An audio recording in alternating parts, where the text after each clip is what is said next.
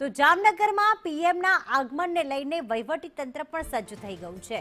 Circuit house સુધીના route પર police બંદોબસ્ત ગોઠવવામાં આવ્યો। પીએમ લોકોનું અભિવાદન ઝીલે તે માટે અલગ સ્ટેજ બનાવવામાં આવ્યું છે। પીએમના આગમનને લઈને લોકોમાં ભારે ઉત્સાહ છે। જામનગરમાં વડાપ્રધાનના આગમનને લઈને વહીવટી તંત્ર સજ્જ।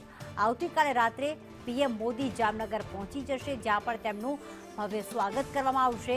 રાત્રે રોકાણ તેઓ સર્કિટ હાઉસ ખાતે જ કરશે। ઉપેન્દ્ર ગોહિલ અમારી સાથે લાઈવ જોડાઈ ગયા છે।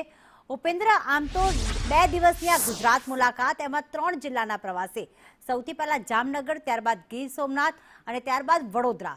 જામનગરમાં આવતીકાલે રાત્રે જ્યારે પીએમ આવી જશે, તેમનું આગમન થશે, ત્યારે સ્વાગતને લઈને કેવી તૈયારી?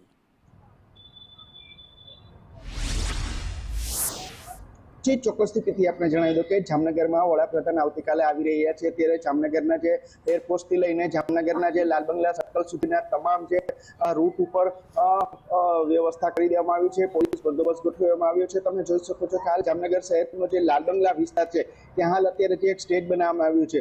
આ સ્ટેજમાં વડાપ્રધાન મોદી લોકોનું અભિવાદન ઝીલશે, લોકોને મળશે। તો સાથે સાથે વાત કરીએ તો બંદોબસ્તની, તો તમે જોઈ શકો છો કે આ લાલ બંગલા સર્કલ ખાતે હાલ અત્યારે જે પોલીસ બંદોબસ્ત પણ ગોઠવી દેવામાં આવ્યો છે। જામનગરના એસપી છે, ડીવાયએસપી છે, રેન્જ આઈજી સહિતના જે અધિકારીઓ છે, તે આ સર્કલ ખાતે ઉપસ્થિત છે। હાલ અત્યારે આ તમામ રૂટ છે કે એરપોર્ટથી લઈને જામનગરના લાલ બંગલા સર્કલ સુધીનું તમામ રૂટનું નિરીક્ષણ કરી દેવામાં આવ્યું છે।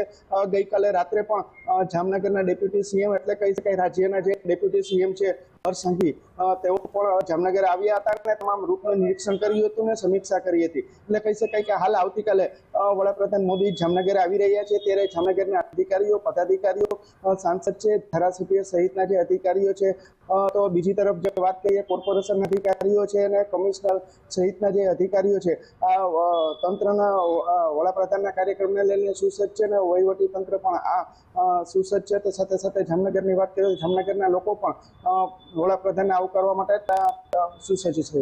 બિલકુલ, આભાર ઉપેન્દ્ર તમામ વિગતો માટે।